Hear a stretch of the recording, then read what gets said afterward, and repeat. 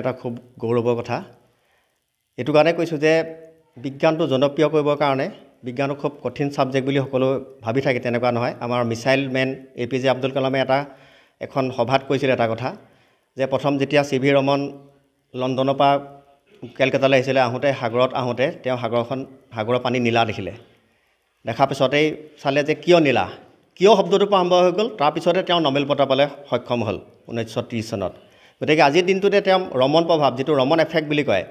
ৰমন এফেক্টটো এনেকুৱা যে পোহৰ যেতিয়া কণিকাবিলাক পাৰ হৈ যাব পোহৰৰ বিভিন্ন ৱেভত যায় মানে তৰংগত যায় গতিকে প্ৰতিটো তৰংগলৈ বেলেগ স্কেটাৰিং হৈ যায় তাক লৈ এতিয়া ৰমন স্কেনাৰ ওলাইছে হেতু কোড প্ৰয়োগ নহয় বিজ্ঞানৰ প্ৰতিটো ক্ষেত্ৰতে প্ৰয়োগ হয় আপুনি মেডিকেল সায়েন্সতে হওক বা স্পেচত হওক বা কিবা যদি ডিটেক্ট কৰিব লাগে কিবা কেমিক্যাল হেতু ডিটেক্ট কৰিবৰ কাৰণে ব্যৱহাৰ হয় আজিকালি লেটেষ্ট টেকনলজিত 20 সেকেন্ডৰ ভিতৰত হেতু ডিটেক্ট হৈ যায় কথাটো এনেকুৱা ধৰণৰ এতিয়া হেতু স্কেনাৰ দিলে আমাৰ প্ৰতিটোৱে আমাৰ গাঁত হাইড্ৰোজেন অক্সিজেন নাইট্ৰোজেন সব আছে বেলেগটো আছে গতিকে সবৰ ষ্ট্ৰাকচাৰ বেলেগ যেনেকৈ মানুহৰ ষ্ট্ৰাকচাৰ বেলেগ যেতিয়া আমাৰ এটো আমাৰ জিন আইডেন্টিটি বুলি নিচিনা আমাৰ যেটা আধাৰ কাৰ্ড যে ওলাইছে আধাৰ কাৰ্ডৰ 12টা নম্বৰ যেটো আমাৰ প্ৰতিকৈ ইউনিক আমাৰ আইডেন্টিটি আছে ঠিক তেনেকৈ এই ৰমন স্কেনাৰটো সহায়ত প্ৰতিটো বস্তুৱে ইউনিক আইডেন্টিটি আমি ল'ব পাওঁ গতিকে খুব এটা ধুনীয়া এটা ব্যৱস্থা আমাৰ ৰমন ডাঙৰীয়া তেতিয়াই ভাৰতৰ সন্তান তেতিয়া এই কামটো কৰি গৈছে এটা আৱিষ্কাৰ কৰাৰ কাৰণে ভাৰতৰ অকল ভাৰতে নহয় এছিয়াৰ প্ৰথম নোবেল বঁটা বিজয়ী হৈছে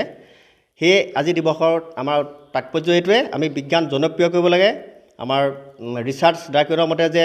science is a poetry of reality বিজ্ঞান জীৱনৰ ছন্দ গতিকে এই নীতিকে সৰুগত কৰি আমাৰ শিকাৰুসকলক এই লেবৰেটৰীৰ ভিতৰতে বহুতখিনি তথ্য দিয়া হৈছে যাতে আগ্ৰহী হয় আমাৰ বিদ্যালয় চৰকাৰী হিচাপে যিখিনি ইকুইপমেন্ট দিছে সেইখিনিটো আছেই তাৰ উপৰিও আমি ইয়াপা আসল কথা আছে ইয়াত পেলনীয়া সামগ্ৰী এই বিদ্যালয় হাম আজি 5 মাহ হৈছে হয় ইয়াতে গুটেখিনি যি দেখিছে সকলো কাৰ্টুন দেখিব আপুনি পেলনীয়া কাৰ্টুন নিবাখিনি যিখিনি আছে স্কেপ গুটে স্কেপখিনি লৈ কাম কৰিছো হেতু এটা প্ৰজেক্টৰ এটা ডাঙৰ ইস্যু যে আমি পেলনীয়া সামগ্ৰী আমি কেনেকৈ ব্যৱহাৰ কৰিব পাৰো মই ইয়াতো অকলে বিজ্ঞানগাৰত পেলনীয়া সামগ্ৰী বুলি নহয় আমি আমাৰ এটা ফ্ৰেছ এৰেনা বুলি এটা নতুনকৈ এটা আৰম্ভ কৰিছো তাত আমাৰ হিলগুটি আছে বিভিন্ন কালাৰ ৰক গাৰ্ডেন আছে আপোনালোকে চালে দেখিব স্নেল গাৰ্ডেন আছে আৰু ইয়াতে ছাত্ৰ-ছাত্ৰীসকলে নিজে খুব ক্ৰিয়েটিভিটি আছে ইয়াত পেলনীয়া সামগ্ৰী তেওঁলোকে প্ৰতিখিনি কাম কৰে প্ৰতিটো বস্তু তেওঁলোকে খুব আগ্ৰহী এখন দেখিছো আমি পাছি পত্ৰিকাৰ তথ্যকোষ ইয়াত আছে হয় আমাৰ এটা ডাঙৰ কথা আমি ইয়াত অহা পিছত আমাৰ ইয়াৰ যিখিনি বৃহৎ আমি লিপিবদ্ধ কৰা আছে সেইখিনি তথ্য সহকাৰে এখন কিতাপ উলিওৱা হৈছে তথ্যকোষ আমাৰ 16 ডিসেম্বৰত আমাৰ উন্মোচন কৰা হৈছিল আৰু 8 জানুৱাৰীত আমাৰ পত্ৰৰন্ধন আমাৰ এখন পাছি পত্ৰিকা আমি এই লেবৰেটৰীৰ পৰা আমি উলিওৱা হৈছে আৰু লগতে এটা ডাঙৰ কথা কৈ থওঁ যে আমাৰ বিদ্যালয়ৰ গ্ৰন্থাগাৰ আছে যদিও আমাৰ লগতে পুথিভঁৰালৰ লগতে আমাৰ লেবৰেটৰী লাইব্ৰেৰী আছে আমাৰ ইয়াতে পৰা 250খন বিজ্ঞান সম্পৰ্কীয় কিতাপ আছে আমাৰটো ভাল লাগিছে যে আজি বিজ্ঞান দিৱস দিনটো ছাত্ৰ ছাত্ৰীক লৈ আমাৰ লেবৰেটৰীত যিখিনি বিজ্ঞানৰ সামগ্ৰী আমাৰ প্ৰাঞ্জল হাজৰিকা ছাৰে বিজ্ঞান শিক্ষক হিচাপে এইখিনিত যথেষ্ট কষ্ট কৰি বিজ্ঞানগাৰটো আধুনিকভাৱে সজাই তুলিছে লগতে ছাত্ৰ ছাত্ৰীকো বিজ্ঞানৰ কাৰণে তেওঁ আকৰ্ষণ কৰিব পৰাকৈ সহজ উপায় কিছুমান উলিয়াইছে যিবিলাক পেলনীয়া বস্তুবিলাক ছাত্ৰ ছাত্ৰীক সংগ্ৰহ কৰাই তাৰ পৰা বিজ্ঞানৰ অনুভৱটো সৃষ্টি কৰিছে আমি এই কাৰণে আমাৰ বিদ্যালয় পাহাৰৰ পৰা হাজৰিকা ছাৰক আমি ধন্যবাদ জনাইছোঁ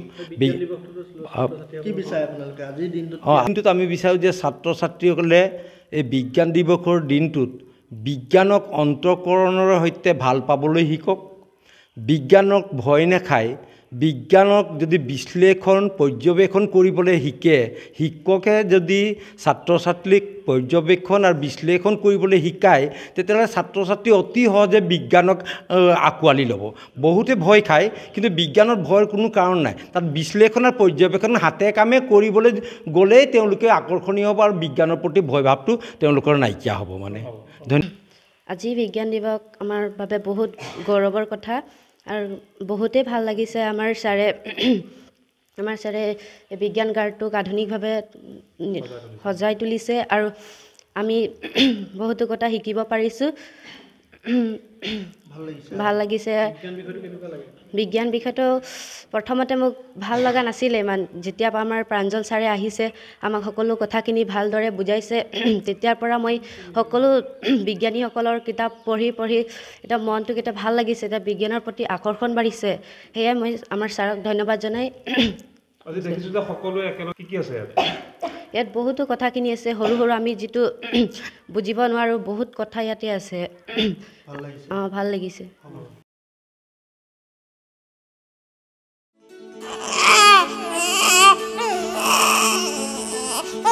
অভিনন্দন, আপোনাৰ এজনী ছোৱালী জন্ম হৈছে।